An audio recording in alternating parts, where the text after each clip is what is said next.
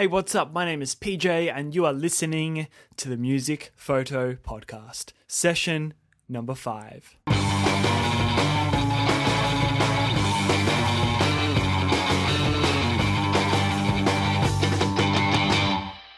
Today on the show, we are very lucky to be joined by Neal Walters. Neal is a true jack of all trades in the music photography scene. He's worked with the absolute cream of the Australian crop, and not to mention a whole bunch of very high-profile internationals as well. He's done heaps. I'm going to keep this intro pretty short and sweet because Neal, his talent speaks for itself. You'll hear it in the interview. He doesn't need me to brag about him. He's got the work to back it up. Make sure you stick around until the very end if you would like to hear about maintaining and leveraging high-profile clients, the importance of constantly shooting and improving, leaving your comfort zone and taking on jobs that are outside of your comfort zone, and some actionable tactics to prove yourself to an international touring band.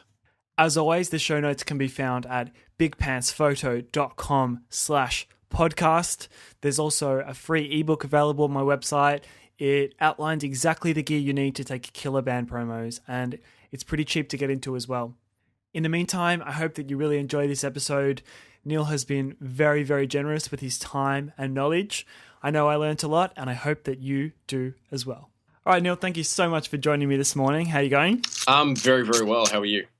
Excellent. Have you been busy editing this morning already? I know you said you've been up pretty early. Yeah, I had a couple of jobs over the last couple of days that needed to be done, so that's today's jobs, I guess. It's just to sit down and edit, which is always fun.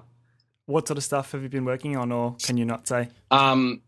These last two I can't really tell you, but they're photo and video stuff. So it's a lot of video editing, especially today and late last night. So if I sound a bit shady, that's why.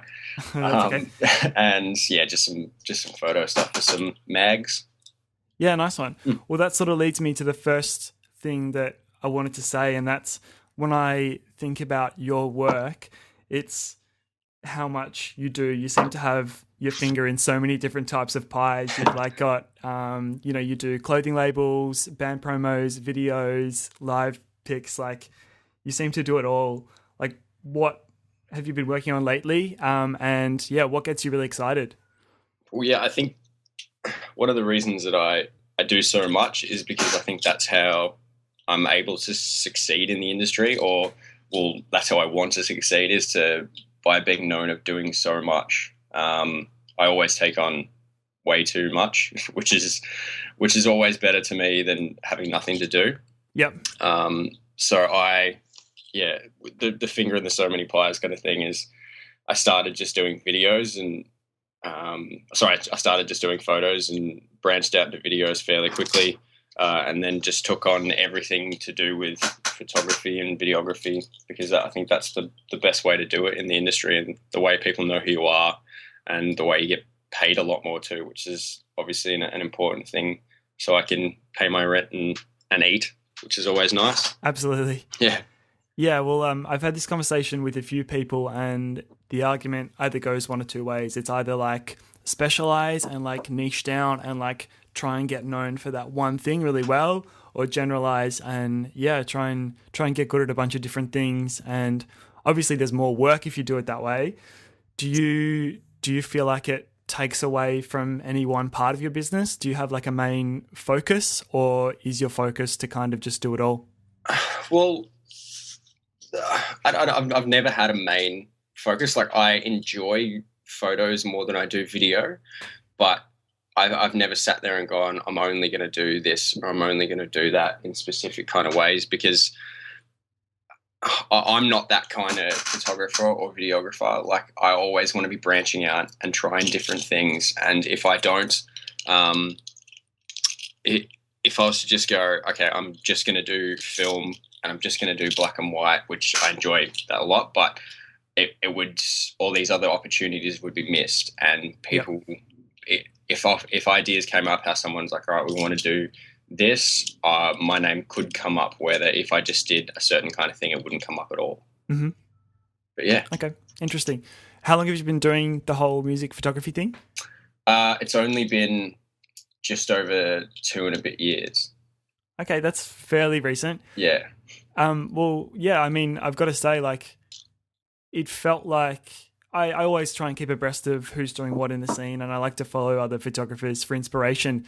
But it did seem like, yeah, maybe like a couple of years ago, I had not heard of you, and suddenly you were just like bam, bam, bam, doing all these jobs, like working with a lot of the best bands in the scene, and doing some really cool tours. So, what were you doing before that? Like, how did you step into it and so quickly start being the man, the go-to man? Well, I had, I don't know about go-to. I think I got a little bit lucky with at the start with the people that I got to work with, Yep. and I fell into it quite easily. But I'd been around the music scene for a long time, and I had a lot of friends and a lot of connections built up already. Yep. But I started with this will be the most boring conversation you'll ever have. But I started in the wedding industry, believe it or not. Okay. I just managed a guy's wedding business. He needed a second photographer.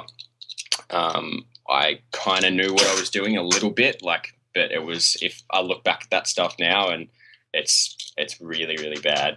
But I had that connection, I had that and then I had a couple of mates in a few bands, which I think my first ever band I worked with was Built on Secrets. Oh yeah. Which they're all done now, and they needed promos, and I said, yep, I can do that. Even though at the time I was like, I'm shitting my pants. I can't really do this. And I got pretty lucky with that shoot, looking back at it, because it was pretty good, but the lighting setup and everything that I had, it was so unbelievably average. But I just got lucky with a shot, and they worked with me again after that, and then I just built relationships from there, and I was all good. That's a pretty cool first band to have, man. You've done well there. Yeah, well, I still don't know how I got that, because at the time they just released their new album and had a fair bit of hype around them, and then straight after we did that, I went on the Johnny Craig tour with them. Oh yeah, and yeah, the rest is history with that guy. Yeah, so you've obviously stayed in touch with Johnny, because I know you did the Slaves tour with Storm the Sky, yep. And you ended up doing promos and a bunch of other stuff with him. Mm-hmm. Yeah, no, Johnny's he's a good friend of mine. Is having those sort of connections and those sort of people in your friendship group, does that help you a lot to get the credibility to get more jobs? I don't know if like yes and no. I never like to say to anyone when I'm pitching a job who I've worked with, sure. Like name dropping, if you call it. But I like to obviously show off my work, and the more, unfortunately in the scene, it's like the more high profile people that you photograph, the lesser known people want to work with you. That's just how it is. Okay. It's like especially. Now, like I've been posting a lot of photos of Jenna on Instagram from Tonight Alive, and yep. She's extremely high profile on Instagram, and the kind of bands that I'm targeting are the kind of bands that know who she is. So I believe that'll lead to work. So that's you just have to kind of pick where you're posting things and who's in them. It affects the kind of work that I'll eventually get, I think. So were you saying that when you work with the high profile bands, it doesn't help to get the smaller bands? Like, no, it does. It does. Okay, yeah. I think it does. Like, I don't want to use that all the time, but okay, yep. Like a better picture can be classified by people that don't work in the photography industry as who's in it. Yeah, so absolutely. Some of my favorite photos I've ever taken are of people that no one will ever know. And they don't get amazing exposure, but I don't really care, because I think that they're the ones that get shown around and liked by not a lot of people, but to me they're my favorite photos ever. Okay, well that's admirable. You're saying that you don't want to lean on the profile of who you work with. You want to be known for the merits of your photography. Is that what you're saying? Yeah, absolutely. Yeah, I think that's very admirable. Well, it's about photography to me. I've always said that it's about leaving something behind when I'm gone. And if I've taken photos of some of some decent sized bands, and sometimes the bass player in the back has better lighting on him, so he'll get the photo over the lead singer, and everybody just wants to see the lead singer. But Yeah. I don't care. Nice. I like that. So you started with this wedding business. Has it literally been learn by doing, like trial by fire sort of thing, or did you have any sort of like tertiary education, or like what's your My background, photography background? Yeah. Education. No, I never went to TAFE. I never did uni. I didn't study photography in high school or anything like that. It's literally, I've always had a camera, so I was just like taking shots around here and there even when I was a kid. But it was all I taught myself everything. It's most of the things I've learnt have been by hanging around other photographers and getting their opinions, and always asking questions to everybody that I know. Like I'm pretty lucky to have a close bunch of friends that are pretty good photographers, and I always go out with them and learn as much as I can. And whenever I'm out on the road and I see other photographers, I always try and make the effort to talk to them, or even just look at what they do when they shoot. That's the first one of the first gigs that I ever shot. I was pretty early on. There was one of my favorite photographers, James Hartley, was there, and James he's a good friend of mine too. And that's I just watched him for most of that gig, and I missed shots because I was watching him and going, "Where's he going? What's he doing?" Yeah. And I still take more out of that gig than I do anything I learned today, because I watched him and I saw, all right, he's going where everyone else is, and I looked at his shots from that gig, and then I was just like, all right, I want to do this forever now. You fell in love. Yeah. Not with him, with the photography. With the craft. Yeah. He does have an exceptional beard though, so I wouldn't blame me.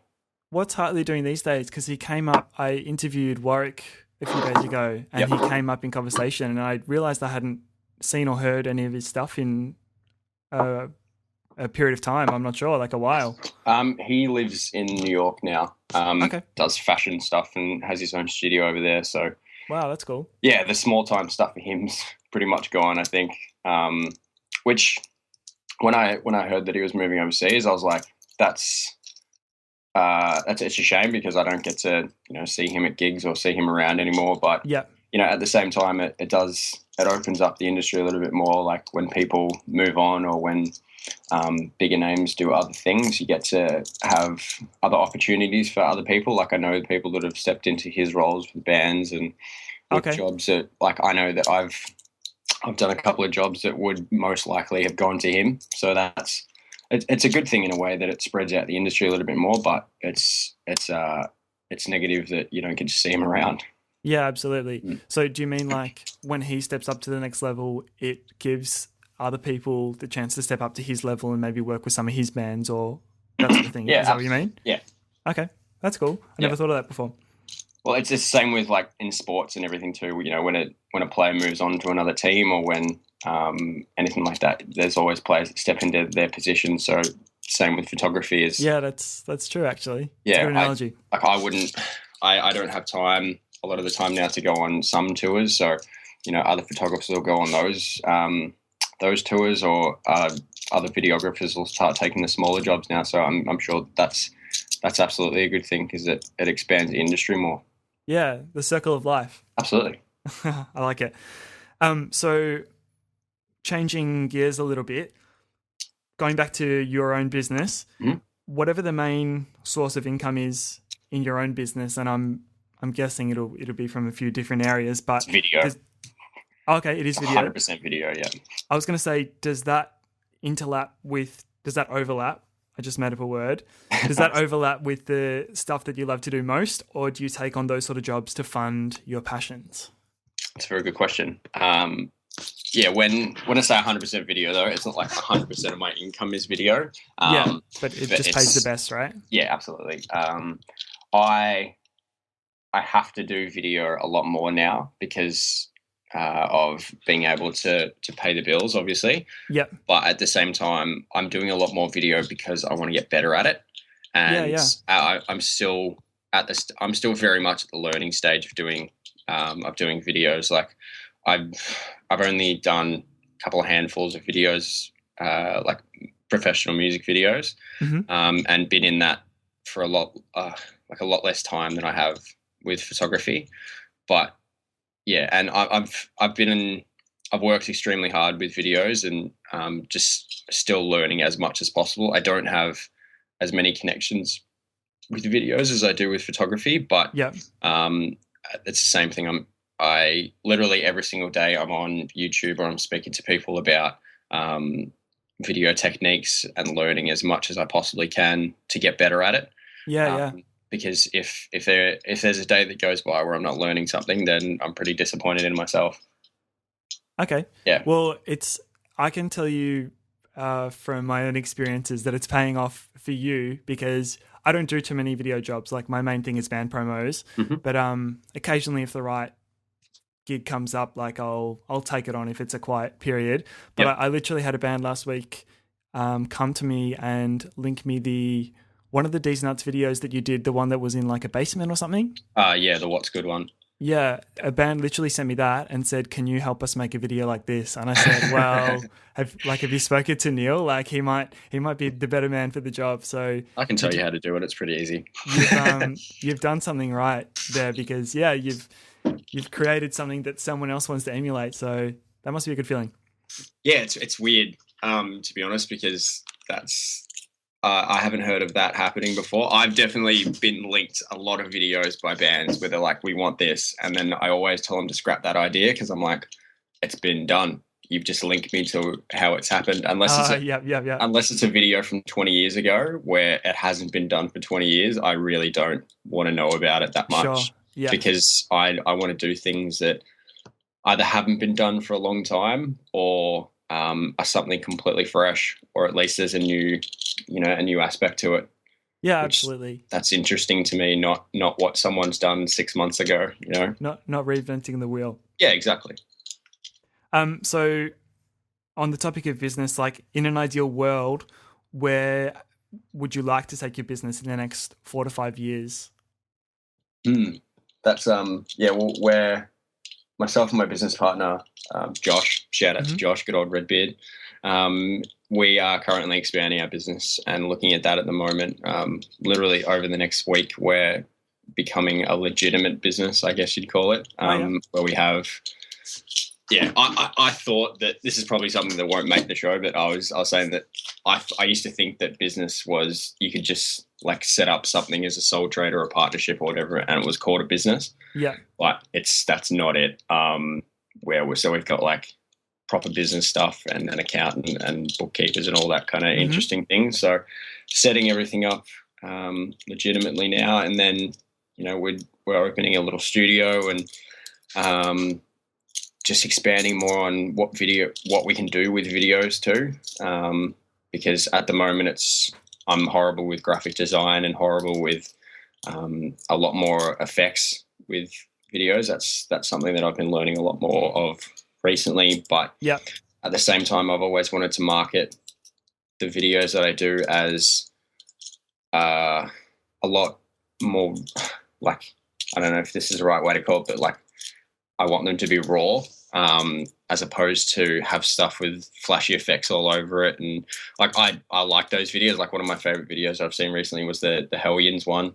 Oh yeah. With all the graphics and everything in the background. And I'm actually working with that guy who did that video at the moment on another video, and that's pretty cool. But that kind of stuff I just can't do. And like that video is great, but I like the videos that either have something that touches people and they get emotionally involved with a video, or something where they can watch it again and again and go, that was pretty cool. That's always really nice of me to see.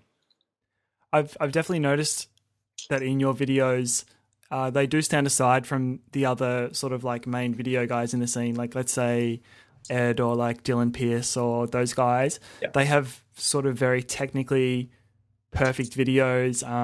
Obviously all the gear that they work with, the Reds and whatnot, are fantastic. But I feel like yours leans more towards the direction of storytelling and like composition, in the sense of how you would maybe compose a photo, or Yeah, I guess raw is the best way to describe it. It's not kind of using any flashy distractions. Yeah, well, I think, as you said, it's framed like a photo, and that's probably because I've come straight out of the photo industry, where guys like Dylan and Ed haven't. They started with video, Yeah. so they learned from there, and Dylan and Ed, they're great. I love their videos, and I work closely with Storm, obviously, so it's always good to see them come out with a nice video, so it reflects well for them on tour when I'm around. But all my stuff, I can't see that changing anytime soon. Like, I'm just about to do a few things this year where you'll see that again heavily. That it'll be very much framed like a photo and made to look like that I've literally shot it and put it on YouTube, and that it's there. But obviously, there's a lot more to it, because we use the red, and we use we're going to use a couple of different cameras this year just to get a difference of opinion. Yeah. And see what we can use and what works best for us. But we still want to use the best equipment. But I want it to look like either it was shot in the 60s or it was shot on a handheld camera, and then it was just there and ready to go as a product of my own creation. Yeah. The reason I like that style and can appreciate that is because it feels more like a memory rather than like a distorted, like glorified view of a band. Exactly. That's exactly right. I want it. Every video that I do, I want a band to be able to look back at it and be proud of it and be like, I did that. And the Deez Nutz one was a very good example. Regardless of what you think of that band or not, it's the vibe. I listened to the record before we did the video, and I got the vibe of what they were going for, and I was lucky enough to know those dudes for quite a while before that. And speaking to Real Bad, who's a guitarist, he basically said, he's like, I want this to feel like I'm in Brooklyn, that I'm just chilling in my basement in Brooklyn playing music. And that's roots level punk and hardcore sort of stuff. Exactly. And that's what they're going for with that album, and I think they've absolutely achieved. Yeah. So I got that, and we did that, and it came out perfectly, I felt. Yeah, excellent. I really enjoyed that one. Thank you. So what does a typical week look like for you at the moment? Is there any sort of structure, or is it completely freelance and it changes from week to week? There hasn't been structure for the last 3 years, PJ. I would have loved there to have been, but no, it's pretty much take it as it comes. Where I work every day. Like at the moment, I'm doing a lot more corporate stuff, which is nice, because it's kind of like I do. I've only got like 2 hobbies, which is doing all of this is what I'm doing now, which is I'm lucky enough to hobby to be work. But I enjoy doing little projects where the instructions are everything are laid out for me, and I can just do them. Okay. Because generally I'm the one directing everything and telling everybody else what to do. But with I bought a big Lego set about a month ago, and I just sat there and put that together because it told me what to do the whole time. Okay. And I really enjoy that. But yeah, anyway, there's no structure. We do jobs that are done while trying to find as many other jobs as possible and market ourselves in the right way, and having as many different meanings as we can to build relationships and just be in as many different places that people know us and can learn about our work. Yeah. So with the lack of structure, what happens? I know you're a super, super busy guy, but like, do you ever have quiet spells, and what sort of things can you do in between to bridge the gaps? Yeah, not recently. Like last year I did. I think there was by quiet spell, there can be probably the most that's happened in the last 2 years has probably been like a week most, 2 weeks at most. That sounds pretty good. Yeah, absolutely. And in those times, all I did was learn about new things, and I shoot every day. I'd go and take photos every single day. Like for the last 2 years, there hasn't excuse me, the last 2 years there hasn't been a day where I haven't taken a photo. I've made sure of that, and I'm always trying something different. There can be like a 2 week period where I'll just shoot. Like recently, I've just shot film and tried new things with that, and then there can be 2 weeks where I just try like long exposure stuff or whatever it is. I just want to be doing different things all the time. So whenever there is a quiet period, I either fill it with, just trying to relax and turn my brain off from everything to do with photography and video work, or I try and fill it with as much as possible with photos and videos and make sure that I'm always learning, because that's the only way that I'll ever get better. Yeah. Well, yeah, that's what I was kind of going to ask next. I was going to say, do you find in the quiet periods you just have to keep shooting? Like, because from my own experiences, when I stop shooting, I just fall more out of the groove. Whereas even if I just, round up a couple of mates and we go find a forest and take photos, like it still feels like I'm keeping those muscles, up to speed. Yeah, absolutely. It's the same with anything. If you want to continue to get better with it, then you just have to do as much as possible, because it's practice is everything with photography. And I know a lot of photographers that just shoot the one thing, and they'll just shoot a gig every now and then, and they'll use the same technique. And I try and stress to them as much as possible that you're not going to get better. Like, right. The one thing I've seen in the especially with local gigs, like I still enjoy going to shoot local gigs, because you get something to it where it's that everyone's really, really passionate about it, and most of the crowd gets into it more. Yeah, yeah. But the photographers I've seen there are all doing the same thing, and they're all doing like basically replicating each other. With the flash, right? Straight to the ceiling. Yeah, yeah. And I'm not saying that isn't the right way to go, but most times I go to local gigs, I'll have one or two photographers come up to me and say hello, and then we'll have a conversation.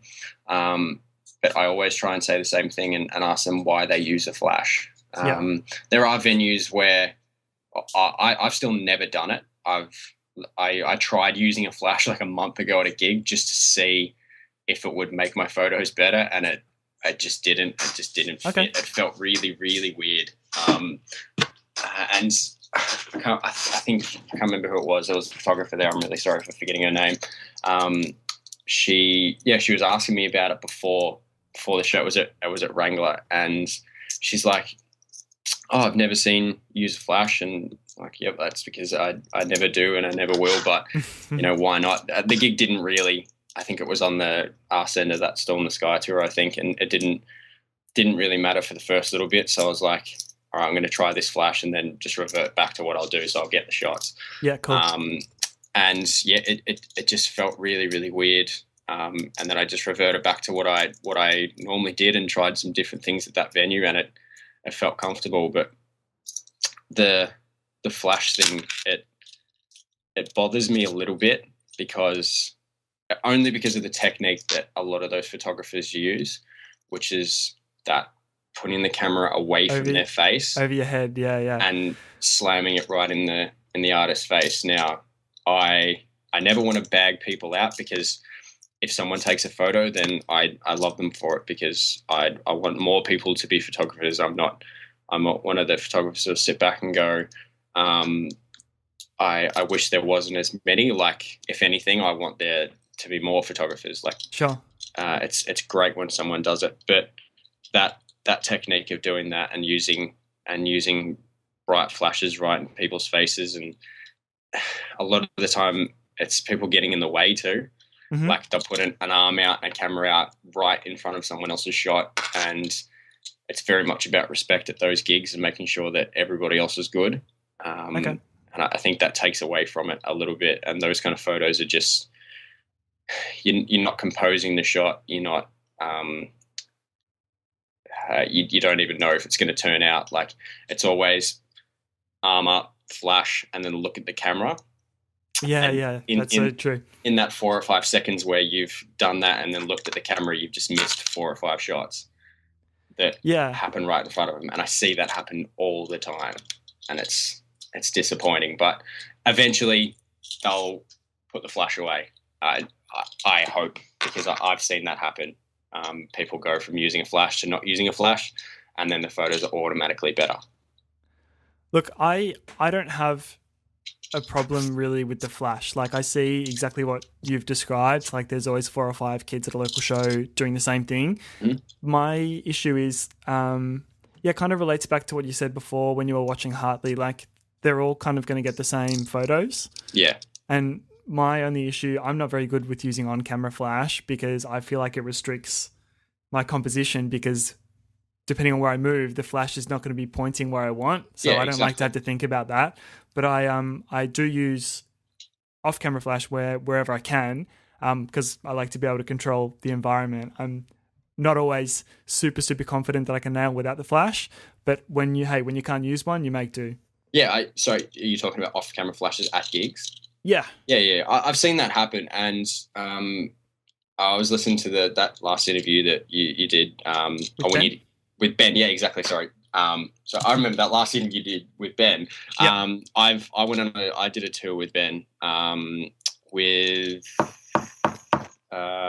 was with Elogist, and he was with I Exalt, probably. That's it. I Exalt. Yeah. Yeah. And I watched him work every single night with his off-camera flashes, and he's very, very good at what he does, because he's nailed that and knows how to use it. But I think there's a massive difference between off-camera flashes and setting lights up. So, because basically you've got your own lighting system. Yeah. When there's a shitty lighting system, which that's one thing that I can't do. I just rely on whatever lighting system's there. So when it's really average, my job becomes quite hard. But I just deal with that and do whatever I can to get the best shots. But sure. I very much respect people that use off cameras and like basically set things up, because it's like turning it into a studio straight away. And I'm just about to get a new set of lights where I'm going to try that at a gig. We're going to use Pro Photos at a gig soon enough. Yeah, cool. And see how that goes. And I think that could be pretty interesting. Yeah. It is somewhat of a crutch. It's like, well, if I'm not going to try and get the lighting to work, I'm going to try and control it the way I can. But I mainly just don't do the on camera because I'm not that good at it. All right, anyway, we'll move right along. Easy. So you've done a fair bit of traveling in the last year or two. What sort of tours have you been doing recently? I know you're in Japan. Yeah, Japan. If I can't recommend to every single photographer that ever listens to this, go to Japan. It's the best place on earth. If I could, I'd move to Japan in a heartbeat. I'm planning on going back there again this year because you can just point your camera at anything there and it's interesting. I got, from what I put up on Instagram and what people have seen, that's nothing compared to what I have.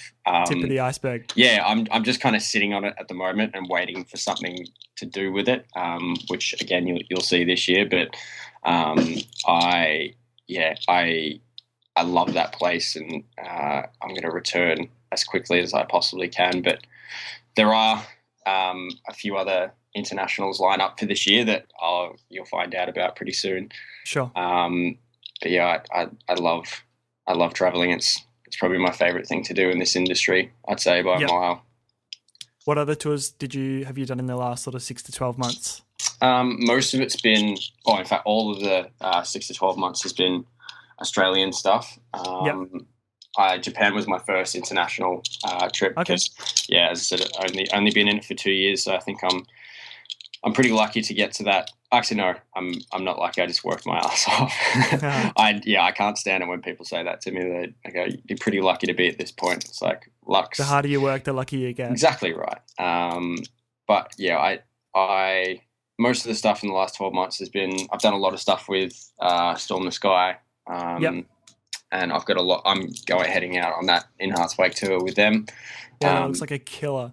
I'm pretty good mates with the In Heart's Way guys, so I'm shooting a lot of stuff for them on that tour too. So they're that whole tour is going to be a lot of fun. A lot of good bands there. Busy time for you by the sounds of it. Yeah, it's going to be pretty hectic, and then everything else that's coming up this year it's just taking things to a new level, and it's going to be great. I really can't wait. Nice one. When you are on the road with a band, like I know you do a lot with Storm, but there's been heaps of other ones by the looks of it. What sort of agreement do you have, or is it more of an informal thing? It really depends on the band. How we're going now with our business is there will be like contractual agreements and all that kind of boring stuff laid out. With Storm, I've got a handshake deal pretty much. Just because I am good friends with everybody in that band. Yep. They're my favourite band I've ever toured with. No disrespect to any of the other bands that I've ever toured with, but they're just, they're all super nice dudes. Some of my best mates. So I will tour with them until they stop wanting to tour with me pretty much. And I'll do it for the same amount, which is because when a band shows your loyalty and loves you as much as they do, money drops in value for me, because if you have that kind of amazing setup to go on tour with and like just be treated with respect the whole time and loved on tour, then I'm pretty good. It's when I go on tour with new bands or with bands that I haven't toured with before that I want to make sure that I'm pretty covered before I go, just in case that doesn't happen. Well, obviously there's always got to be an exchange of value, but the value doesn't always have to be monetary. Obviously with Storm, it kind of goes beyond that. It looks like you're basically traveling on the country, like on a holiday with your best mates. Pretty much, yeah. It doesn't always have to be monetary. And I know they're all really good with their tags and like social stuff. And they obviously they all tag really me as emojis. That's assholes like that. I've seen the dolphin a few times. Yeah, there was a stupid running joke from Unified that Avis, the guitarist, got, let's say he was a little bit refreshed. Post gig, obviously, after he played. A bit sauced. He'd have a couple of light refreshments, and he had a blow up dolphin. He took to Unified, and he was quite adamant that I take photos of him doing it, but it was during Amity's set.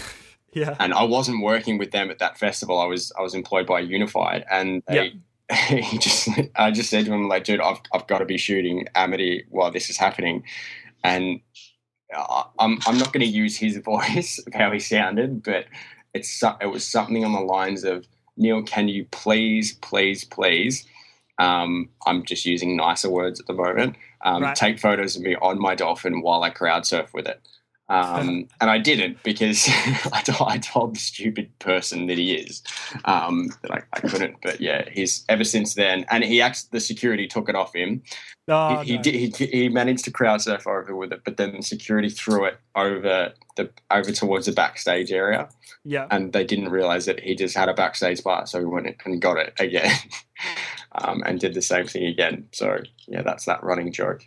Amazing. I actually saw Lockie drunk for the first time about a month ago, and it was my favourite thing ever. I'm really sorry that you had to see that then. No, he's just like every other time. I've known Lockie for like quite some time, and every time I've been with him, he's like that responsible, like driving guy. Like, we haven't with him then. Obviously, he's when there's opportunities for him to get sauced, he gets sauced, and it's the funniest thing in the world. Yeah, but he's not even the worst. Andy is the funniest person that I've ever met in my entire life. And when he has a couple of, and I'm talking 2 refreshments. Well, he doesn't drink usually. No, and that's why. Like he probably kicked my ass for saying this, but actually no, he wouldn't, because he's a really small person. He weighs like 40 kilos. When he has a couple of light ones, he just doesn't stop laughing and thinks it's everything in the world. Like, I'd love to be in his state of mind just all the time, because he just loves everything when it happens, and it's the greatest. I love it. All right, let's move it along. So apart from the awesome company that you provide on the road and a great mustache as well, what sets you apart from the other photographers? Maybe if you're touring with some other photographers or at shows or whatever, what sets you apart? I think you'd have to ask most of the bands for that. Okay. The feedback that I've got is that I just work hard. That's all I've prided myself on doing. I hate talking about myself, but it's I just, when I'm employed to be on the road with someone, that's what I'm doing. Is I'm taking photos all the time. Very, very rarely do I not have my camera in my hand, and it's getting the band the photos as soon as I can, but still making sure that they're 100% quality. Yeah. And just trying to get as many different things as I can while I'm out on the road. Obviously for myself too, like getting as many different photos as I can of as many different bands while still being with the band that I'm traveling with. But, making sure that they're happy, which is the main thing, is getting their money's worth, and getting as many photos that they can use for whatever they want to use it for. Yeah. And making sure that everybody's happy and nobody hates me. I have noticed that you're pretty disciplined with your edits. It looks like when you're on the road, you'll several times a day probably be going back to your laptop and pushing some photos to Dropbox. Is that sort of how it works? Well, I'll give you an example of just whenever I go on the road with Storm the Sky. It's so they go out and perform. Like I do a lot of driving with that band, and then we'll get to the gig, help set up and get everything good. Which is another thing I think is important if you're a photographer. That my friend Pease, if you're in the music industry, Pease is a person you probably know. He's a tour manager, and he taught me something quite early on, that you have to make yourself worth it. You got to show your value. That if you don't go above and beyond and you just have your camera and that's it, you don't do anything else, very quickly can you be replaced. So whenever I'm on the road with someone, trying to help out with merch, with setting up and like helping unload and loading in and loading out is the time where the band gets the most stressful and the time you'll probably get the shittiest photos. So helping out with that kind of stuff is always a good thing, I think. Okay, that's a good one. Because if you're standing there with your camera taking a photo of someone with like putting a snare drum on, it's most likely going to be a boring photo. Or you can help that person with their snare drum and they'll go, shit, that guy helps out all the time. He's a good person to have on the road. And not to mention you have like 7 opportunities in that week to get that photo. Yeah, it's not super rare. It's not like a crazy cool moment. If you're just on the road for one show, like if you just go out to a Melbourne show or whatever, then I'd say don't help with load in and just shoot as much as you possibly can so you get as many photos so they know who you are. But if you're on the road, and I've got, especially with Storm, like I've got that many photos of them now doing all those kind of things that it's pretty much pointless. So, help load in, do all these kind of things. For one show, sure, I'll take photos of load in, but help out. When Storm finishes on stage, pretty much the second they're done, I go to my laptop, start uploading into Lightroom, because when I shoot, if I see that I've got a decent photo, I just click rate on my camera. Yeah. So that when I put him into Lightroom, I can just go select by rated and I'll get the best photos then and there. And most of the time I'll edit like 10 or 20 of those straight away. And they can have those to push on socials or that night or the next day early on to promote tomorrow's show. Because I think that's pretty important. Yeah. Not for me to be able to, because I know a lot of photographers that shoot gigs, get home as soon as possible so they can put it up on their own things, it's fine if that's what they want to do. But it's very much making sure that the band sees what you're doing and sees that value. Otherwise they'll be like, if a week goes by on tour and you haven't given them squat, they start to not be very happy with you. So it's about keeping everything fresh, especially on tour. And showing that you're putting in the work as well. Exactly. If I'm sitting there on my computer post show not helping out, then and I don't show them anything afterwards, I'm seen as lazy. Like that can... You're not a valuable member of the tour. Exactly. Okay, I like that. That's a really cool tip about the rating. I'm assuming you have a 5D Mark III? I do. Okay, cool. Because that tends to be, for myself, the most time-consuming part, just trying to sort through all the photos. So I really like that, and I'm going to use it myself. Yeah, of course. Well, at bigger gigs, like whenever I shoot Amity, it's the same thing. If they've got a massive lighting setup, and most of those guys, I know they all know who I am, so they'll interact with me, like especially Joel. He's notorious for it. Like, so if he points at me and I get that shot, I'll make sure I rate it, because it can be hard to find sometimes, because if I take 400 photos at that show, then I sit there for an hour afterwards trying to sort through them all, rather than going, you get that rating at the top thing and you know that photo is going to be right there for you to edit and get up, and people see that straight away. Yeah. So when you're on the road and you, let's say it's one of these storm tours with an international headliner, how does it go from meeting these sort of bands to working with them on the road? And how do you prove that you're just not another kid with a camera? How do you prove that you're the real deal? Working with the international bands? Yeah, or just any band that you meet on the road. Yeah. I know you mentioned you don't like to name drop or talk yourself up. You seem like a very humble guy. How do you show them that you're someone they need to be working with? Just work hard. It's as simple as that. Like, if you're a friendly dude and someone that's not a punisher, that works hard, the bands are going to like you. It really is as easy as that. Like, okay. I know a lot of photographers who will just, you got to pick your times, especially with internationals, because most of the time when a band comes in from the States, they're jet lagged.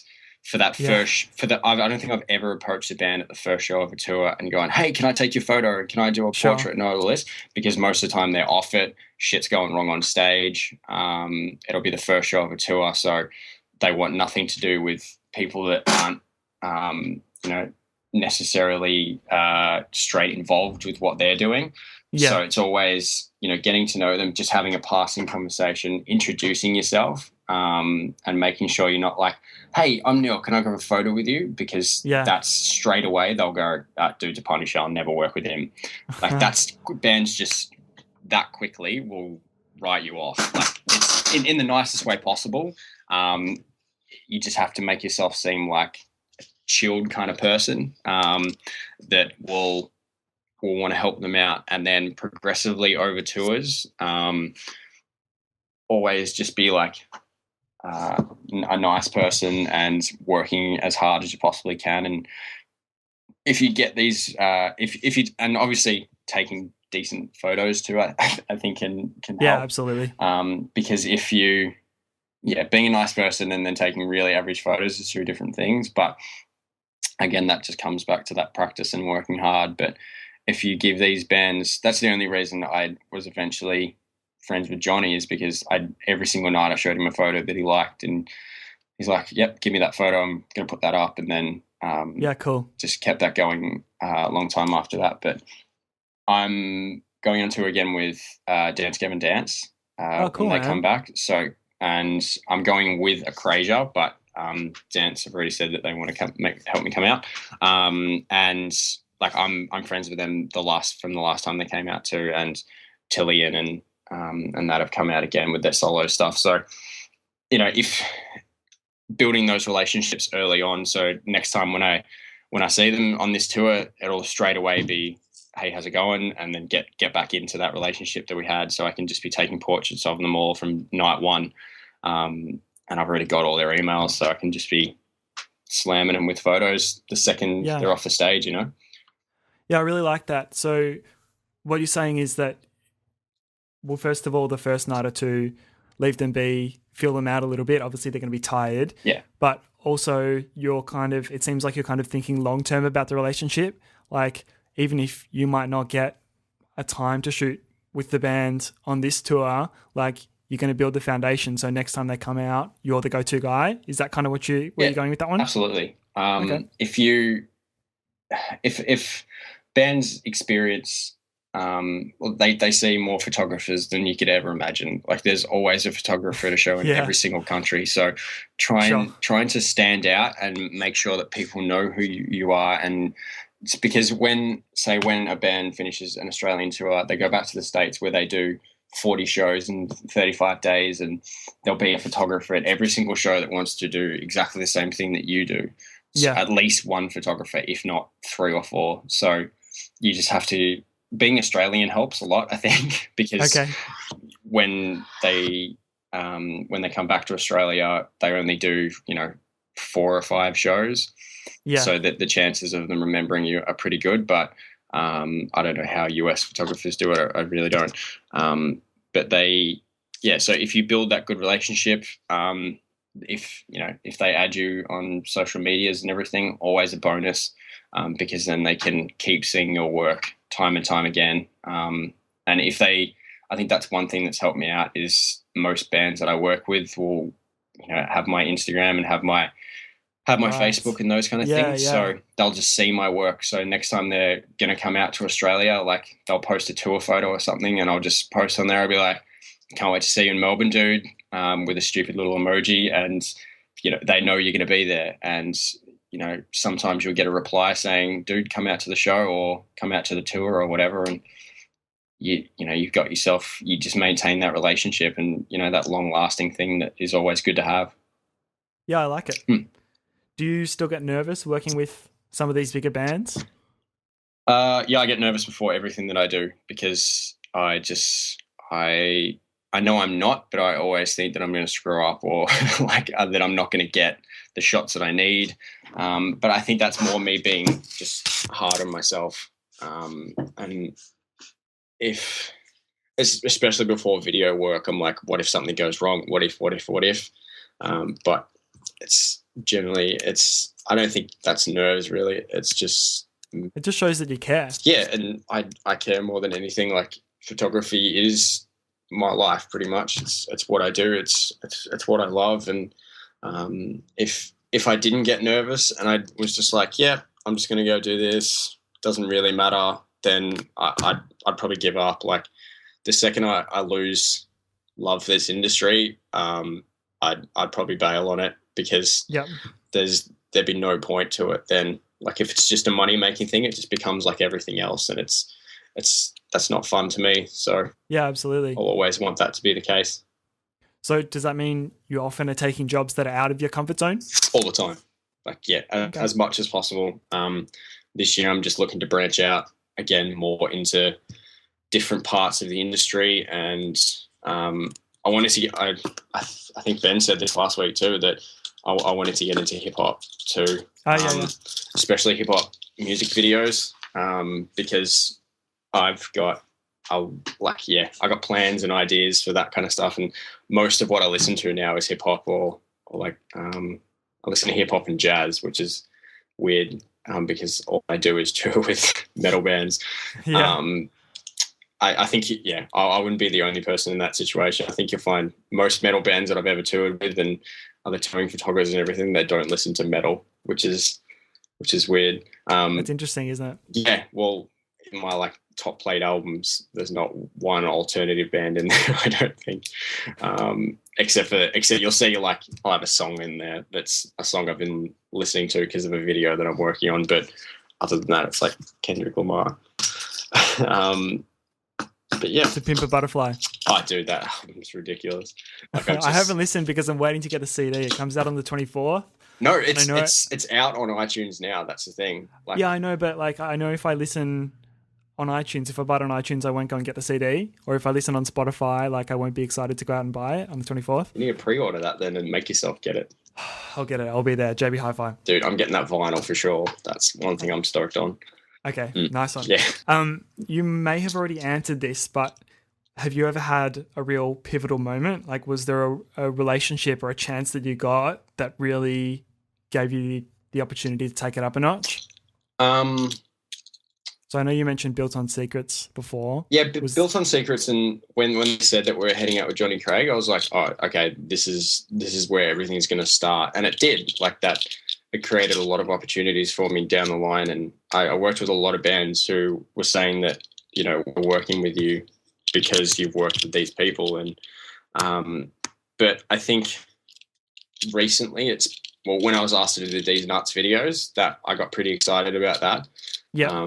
Because I've had a lot of love for that band for a long time, and JJ's a really good dude. So when that was presented to me, I was pretty stoked. Yeah, I can imagine. And then working with Killer Be Killed, that happened again. Now, a lot of people missed them at Soundwave and didn't realise who was in that band, but the connections that I made out of that band are insane and invaluable. Yeah, it really is, because it wasn't just one band or two bands when one member's in a different band. It was literally 4 bands that I made amazing connections, and four of the biggest metal bands in the world ever.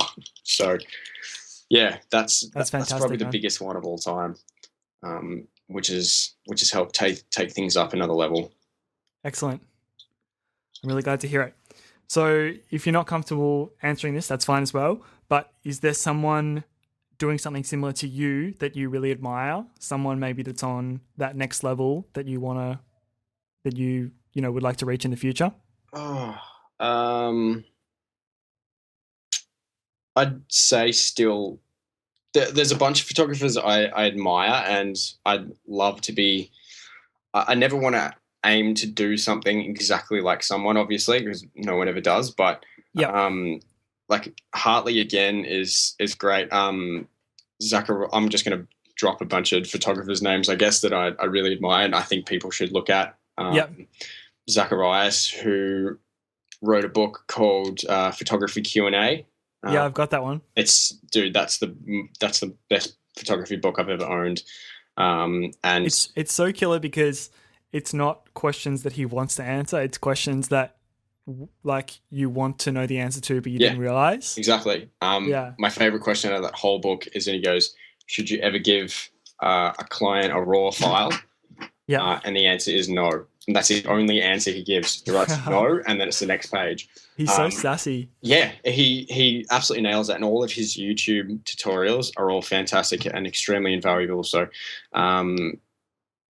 everybody should, listening to this, go and research that guy, because he's very, very good indeed. A guy called Chase Jarvis too. Boogie, he's a street photographer. He's great. But I also want to do things like, there's a bunch of street artists that I admire a lot, and really get into their work, and would love to be. I want to photograph. Jeez, I didn't said that wrong. Photograph like street artists and graffiti artists that I want to work with, and shoot them a lot more too. So it's all pretty diverse, the people I want to work with and people I look up to. But yeah, I don't think there's one person where I'm like, I want to be like you. Sure. But I take inspiration from a lot of people, and I think you have to, like, I know photographers who go, I don't follow any other photographers, I just do my own thing. So I think that's ridiculous. I think you have to, it's like if you're a musician, you have to branch out and listen to as much other music as you possibly can, rather than just your genre, because if you just do that, then it's, you'll never get better, and you'll never find that, like, buy as many photography books as you can and look at as many different other photographers, and you'll see yourself improving daily. There's always that thing that I hear from people where they're like, don't take notice of what everyone else is doing, because like some people are just so much better, like you'll want to quit, or like you can't compare yourself, you can't put yourself against other people's work, because you're always going to get down yourself. But if I'm not looking at someone else, how do you know where to take it? Obviously we don't want to copy what someone else is doing, but where do you draw inspiration from? You can't just make that stuff up. There's a huge difference between comparing yourself to other photographers, which you shouldn't do.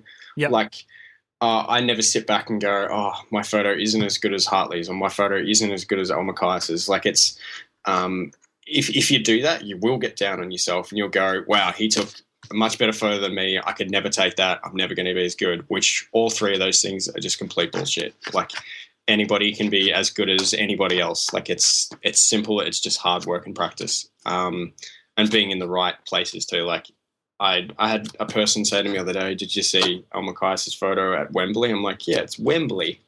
Like, what? It's not the corner hotel. Like, come on, you can't possibly take that photo here. So, Sure. it's if you're gonna make comparisons, you gotta be on the same level. So, like, compare yourself with someone who's shooting at the corner hotel. If you shoot at the corner hotel all the time and go, what is this person? How are they getting these photos? And how can I better that? And that's again, I don't think that's even comparison. That's just wanting to be a better photographer. That's an interesting take. I actually didn't expect you to take that direction. When I sort of said comparing your work to someone else's, I almost meant in like, so let's say sometimes I'll look at one of my photos and I'll look at someone whose work I really admire and I'll look at theirs and say, like, what about theirs do I like and how can I incorporate that into mine? It's not so much like, oh man, this person's so much better than I'll ever be. It's like I compare them because I admire them and I want to emulate them in certain aspects of their post or in their lighting or whatever. So I think that's interesting that you took the other road. And I think it's because I've heard that so much. That road that I just took with that question. I've heard so many people say, I can't be as good as this person, and they get down on it. Yep. But it's not about it's never about being better than someone, because someone's always going to be better than you. Or like, no matter what you do and no matter where you go, there's always going to be a better photographer. Yep. And that's just, there's better photographers than Mackay's out there, and he's renowned as like, the go-to guy. So, and that wouldn't bum him out. I know it doesn't bum him out because it's not in his head. So, and if it bums